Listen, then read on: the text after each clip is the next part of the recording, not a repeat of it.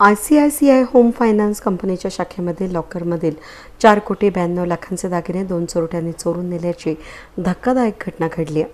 ही चोरी बँकेच्या CCTVमध्ये कैद झाली असून जुना गंगापूर नाका या ठिकाणी असलेल्या कंपनीमध्ये ही चोरी झाली आहे। या प्रकरणी जयेश कृष्णदास गुजराती राहणार खंडेराव नगर पाथर्डी फाटा यांच्या फिर्यादीनंतर सरकारवाडा पोलिसांमध्ये घरफोडीचा गुन्हा दाखल करण्यात आला आहे। यामध्ये शनिवारी सकाळी शाखेचे मॅनेजर चंद्रकांत मोठेकर यांनी शाखा उघडली। त्यानंतर गोल्डन लोनचे किरण जाधव हे दिवसभर शाखेमध्ये काम करत होते। सायंकाळी 5:45च्या दरम्यान ग्राहक त्यांच्या सोन्याचे दागिने सेफ्टी लॉकरमध्ये ठेवण्यात आले। त्यावेळी ग्राहक आणि क्रेडिट मॅनेजर सिद्धांत इकनकर हे दोघेही त्यांच्याकडील चावी घेऊन लॉकर उघडण्यासाठी गेले। त्यावेळी चोरी झाल्याचं त्यांच्या लक्षात आलं।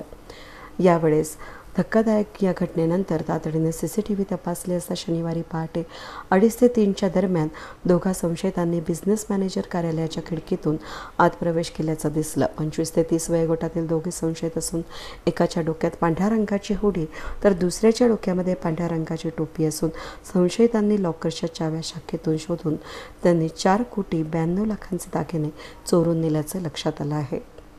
वेद न्यूजसाठी प्रतिनिधी कमलाकर तिवडे, नाशिक।